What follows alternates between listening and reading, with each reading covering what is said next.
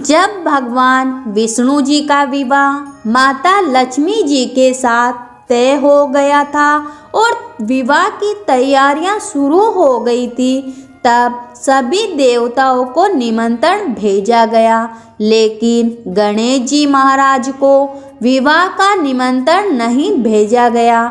जब भगवान विष्णु जी की बारात जाने का समय हुआ, तब सभी देवी देवता शामिल हुए, लेकिन सभी ने देखा कि गणेश जी महाराज वहां उपस्थित नहीं है। सभी इस बात की चर्चा करने लगे कि आखिर क्यों गणेश जी महाराज को न्योता नहीं दिया गया, या फिर गणेश जी महाराज स्वयं ही नहीं आए हैं। सभी इस बात पर चकित रह गए।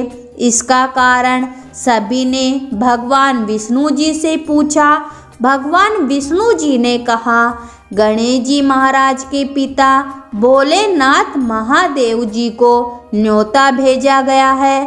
अगर वो आना चाहते हैं तो अपने पिता के साथ आ सकते हैं। उन्हें अलग से न्योता देने की क्या जरूरत है। दूसरी बात यह है कि उनको 1.25 मन मूंग, 1.25 मन चावल, 1.25 मन घी और 1.25 मन लड्डू का भोजन चाहिए। दिन भर में अगर वो नहीं आ रहे हैं तो ठीक ही है, दूसरे के यहाँ जाकर इतना सारा खाना खाना अच्छी नहीं लगती है। सब यह बात कर ही रहे थे कि तब किसी ने कहा कि अगर गणेश जी महाराज आते हैं तो उन्हें द्वारपाल बनाकर बैठा देंगे। सबने कहा कि उनसे क्या कहेंगे कि आप चूहे के पर बैठकर धीरे धीरे चलोगे, ऐसे में बहुत पीछे रह जाओगे, तो घर का ध्यान रख लेना। द्वारपाल बनकर तो बारात से बहुत पीछे रह जाओगे। इस पर भगवान विष्णु जी ने भी अपनी सहमति दे दी। इतने में गणेश जी महाराज विष्णु भगवान जी की बारात वाले स्थान पर आ पहुंच गए। सभी ने उन्हें समझाकर घर की रखवाली करने के लिए घर पर छोड़ दिया। बारात चल दी। अब नारद जी ने देखा कि घर के दरवाजे पर गणेश जी महाराज बैठे हुए हैं। नारद जी ने उनसे रुकने का कारण पूछा, तो गणेश जी महाराज ने कहा कि भगवान विष्णु जी ने मेरा बहुत अपमान किया है।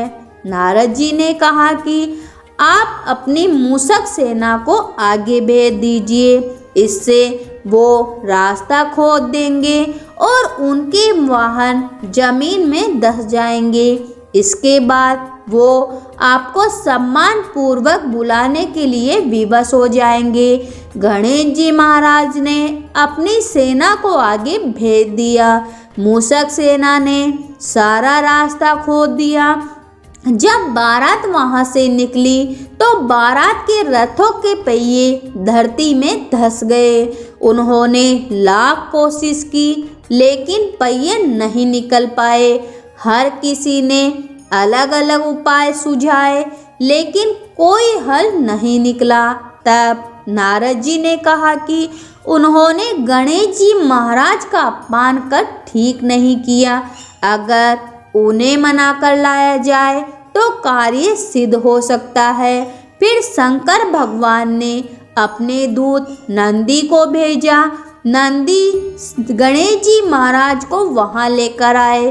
सभी ने गणेश जी महाराज की आदर सम्मान के साथ पूजा की। उसके बाद ही रथ के पहिए बाहर निकल पाए, लेकिन पहिए टूट चुके थे।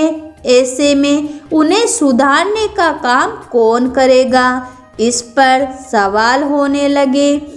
वहीं पास के खेत में एक व्यक्ति काम कर रहा था। उसकी मदद से रथ का कार्य करने से पहले श्री गणेश जी का नाम कहकर गणेश जी महाराज का वंदन किया। देखते ही देखते उसने रथ के सारे पहिए ठीक कर दिए। फिर उस व्यक्ति ने कहा कि शुभ काम करने से पहले आपने गणेश जी महाराज को नहीं मनाया होगा, न ही उनकी पूजा की होगी। इसी के चलते आप पर यह संकट आया है। ऐसे में आप भगवान गणेश जी की जय जय बोलकर बारात को आगे लेकर चले, कोई संकट नहीं आएगा। गणेश जी महाराज का नाम लेकर बारात आगे चल दी। फिर भगवान विष्णु जी का विवाह माता लक्ष्मी जी के साथ सकुशल संपन्न हुआ और सभी सकुशल घर लौट आए।